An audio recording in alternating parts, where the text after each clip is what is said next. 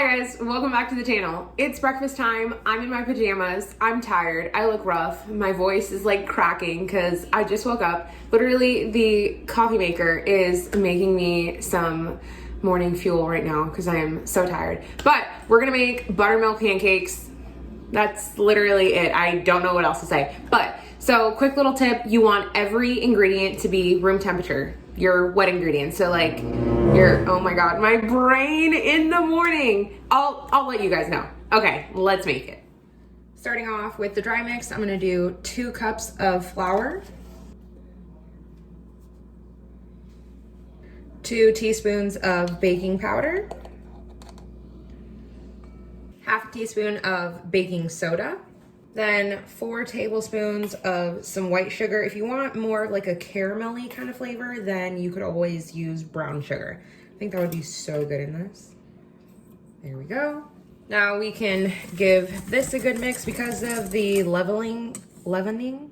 Yeah, in here, the baking soda and the baking powder, you wanna make sure it's super well mixed because or else you'll have some parts that'll like react and get super bubbly and big and then other parts that are just flat. Okay, now we can set this aside and work on our wet mixture. Okay, so for our wet ingredients, in the sake of not having to do so many dishes, everything is just gonna be super simple here. I have 2 cups of buttermilk.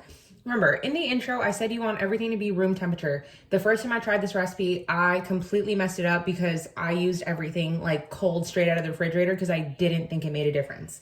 And then, so this is 2 cups of buttermilk, 6 tablespoons of some melted butter, and 2 eggs.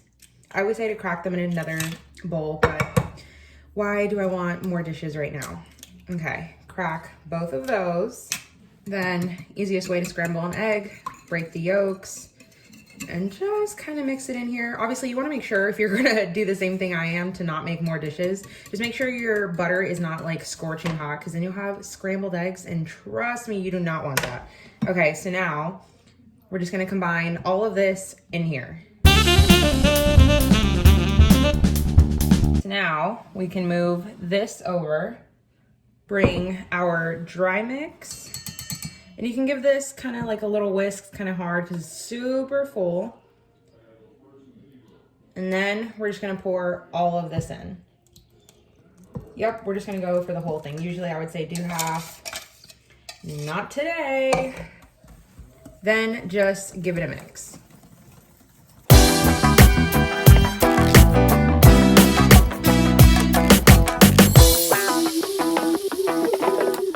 Then once everything is pretty nice and mixed, I just like to shake off the whisk and then go along the sides with a silicone scraper. You really don't want to mix too much and make it too tough. And there we go. It's gonna be pretty thick. I was gonna say like pancake batter, but that's literally what it is. But now we're gonna let it rest for just like 2 minutes while I heat up the pan and get the butter out.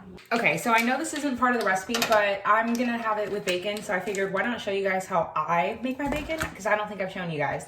I have a sheet tray, and then this is a roasting rack, essentially. I got mine at TJ Maxx. I believe it was a couple of dollars. It is so much cheaper at like a TJ Maxx, Marshall's, Ross kind of place like that.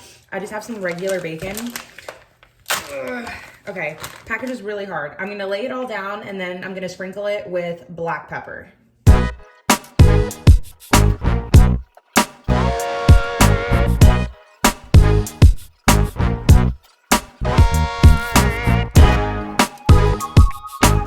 Okay, so now I'm just gonna sprinkle black pepper just on half of it. Maybe a little bit more than half. We have a lot to cook up. If you guys have seen the way Brad makes bacon, Brad is my husband, puts black pepper and brown sugar and like mixes it in a little bowl and then puts it on there. It is the most incredible bacon. I honestly would recommend making that one, but I don't feel like going through all that extra work, but it is so good. Okay, I probably should have preheated my oven. So with this method, I preheat my oven to 375 and I cook it for 18 minutes. And you, like with this rack, it's so good because for one, the fat drips away so you don't have a pool of it. And then you can scrape it and save it in like a little container for bacon fat and use it for anything.